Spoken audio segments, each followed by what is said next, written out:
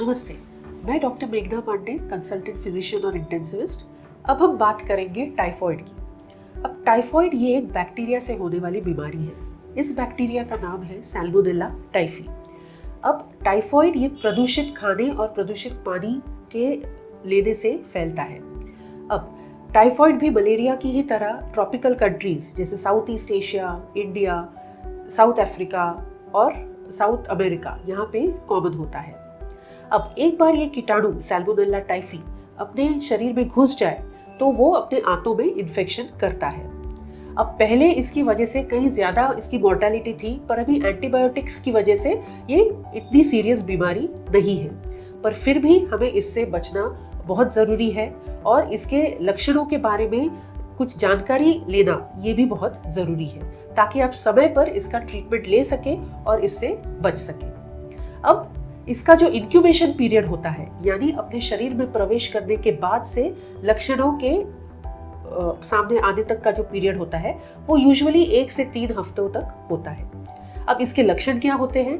तो लक्षण होते हैं कि बहुत तेज बुखार आना, कंटिन्यूअस फीवर होता है, 102, 104 डिग्रीज फ़ारेनहाइट तक फीवर आता है।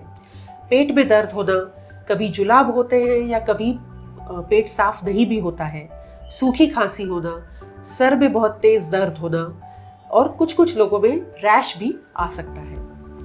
अब इसके कॉम्प्लिकेशंस क्या है? तो कॉम्प्लिकेशंस पहले अगर इसकी ट्रीटमेंट ना हो सही तरह से तो फिर ये इन्फेक्शन जो है अपनी आंतों से पूरे शरीर में फैल सकता है।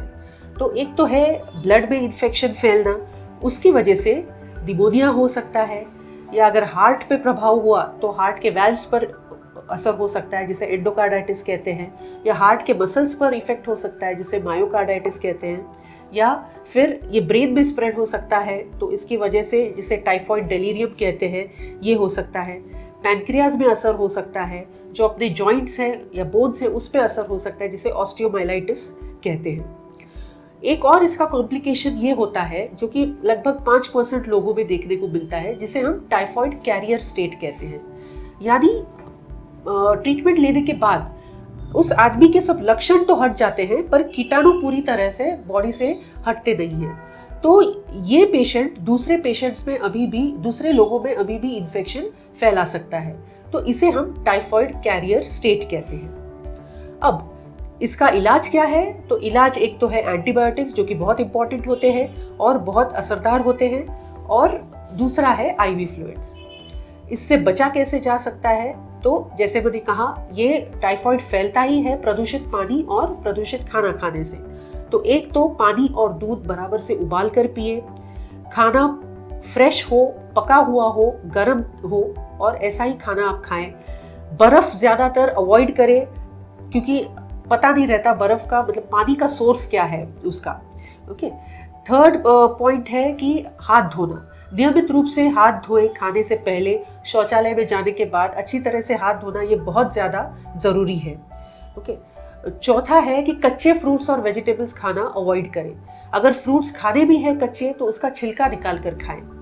और वैक्सीन्स, टाइफॉइड के लिए वैक्सीन्स अवेलेबल हैं, 2 प्रकार के रहते हैं, एक ओरल है, एक इंजेक्टेबल है, पर इसकी 100% इफेक्टिविटी नहीं रहती है। इसके बूस्टर डोजेस भी लेने पड़ते हैं। तो जितना हम अवॉइड कर सके वो ज़्यादा अच्छा है, because prevention is always better than cure. और टाइफॉइड के बारे में ये एक लाइन आप जरूर याद रखें: boil it, peel it, cook it और फॉरगेट इट।